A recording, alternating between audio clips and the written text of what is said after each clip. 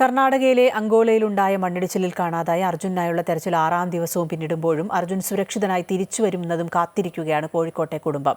ഷിരൂരിൽ നിന്നും പുറത്തുവരുന്ന പല വാർത്തകളും ഇവരുടെ പ്രതീക്ഷയ്ക്ക് വിപരീതമാകുന്നുണ്ട് എങ്കിലും അതിനൊന്നും ഇവരുടെ ആത്മവിശ്വാസത്തെ മങ്ങലേൽപ്പിക്കാനായിട്ടില്ല. അർജുനെ എത്രയും പെട്ടെന്ന് തന്നെ കണ്ടെത്തണമെന്ന ആവശ്യവുമായി നാട്ടുകാരും പ്രതിഷേധത്തിനിറങ്ങി.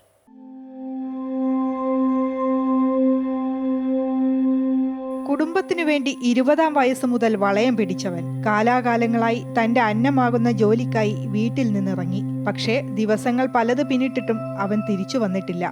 ഉറങ്ങാതെ ഉണ്ണാതെ ഈ കുടുംബം അർജുനെ കാത്തിരിക്കുകയാണ്.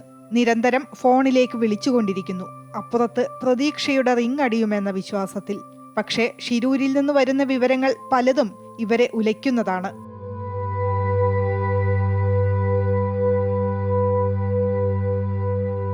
കുടുംബത്തിന്റെ ആവശ്യപ്രകാരമാണ് സൈന്യം അർജുന്റെ രക്ഷാദൗത്യത്തിനായി ഇറങ്ങിയത്. എന്നിട്ടും പ്രതീക്ഷയ്ക്ക് വിപരീതമായ വിവരങ്ങളാണ് പുറത്തുവരുന്നത്. രക്ഷാപ്രവർത്തനം മണിക്കൂറുകൾ പിന്നിടുമ്പോഴുള്ള ആശങ്കയാണ് നാട്ടുകാരെ പ്രതിഷേധത്തിലേക്ക് നയിച്ചത്. അർജുനെ 6 ദിവസം പിന്നിട്ടിട്ടും കണ്ടെത്താൻ ആകാതായതോടെയാണ് ഇന്ന് രാവിലെ പ്രതിഷേധവുമായി നാട്ടുകാർ രംഗത്തെത്തിയത്. സ്ത്രീകളും കുട്ടികളും അടക്കം 100 കണക്കിന് ആളുകളാണ് പ്രതിഷേധവുമായി റോഡിലിറങ്ങിയത്. ഇന്നലെ രാത്രിയിലും പ്രദേശത്തെ നാട്ടുകാരും മനുഷ്യാവകാശ പ്രവർത്തകരും ലോറി തൊഴിലാളികളും ഉടമകളും പ്രതിഷേധം നടത്തിയിരുന്നു. അർജുൻ തിരിച്ചെത്തുന്നതുവരെ പ്രതിഷേധം തുടരുമെന്നാണ് നാട്ടുകാർ പറയുന്നത്. അതേസമയം പ്രതീക്ഷ ഒട്ടും കൈവിടാതെ കുടുംബവും കാത്തിരിക്കുകയാണ് ആ ശുഭവാർത്തയ്ക്ക് വേണ്ടി. അമൃത ന്യൂസ്, കോഴിക്കോട്.